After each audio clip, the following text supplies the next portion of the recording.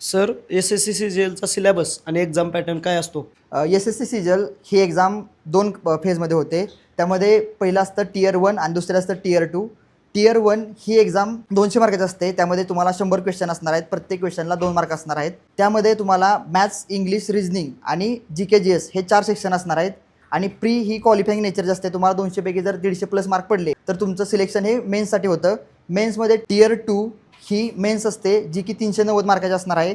त्यामुळे तुम्हाला परत एकदा 3 सेक्शन असणार आहेत. सेक्शन 1 हा 180 मार्काचा असणार आहे, ज्यामध्ये तुम्हाला मॅथ्स आणि रिझनिंगचे 60 क्वेश्चन असणार आहेत. प्रत्येकी 3 मार्कसाठी 1 क्वेश्चन असणार आहे. सेक्शन 2 मार्काचा 70 क्वेश्चनचा असणार आहे, ज्यामध्ये तुम्हाला इंग्लिश आणि जी-के-जी-एस असणार आहे.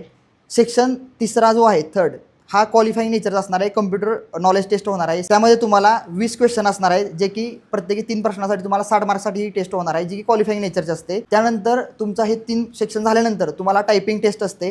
टायपिंग टेस्टसाठी तुम्हाला 2000 की डिप्रेशन असणार आहेत, ज्यासाठी तुम्हाला नॉर्मल 26 ते 27चं स्पीड लागतं, जे की तुम्ही इझिली पास करू शकता. तर असं एक आपण जर सांगायला गेलं तर एस-एस-सी सी-जी-एलचा प्री आणि मेन्स म्हणजे टियर 1 आणि टियर 2चा एक्झाम पॅटर्न आणि सिलेबस आहे.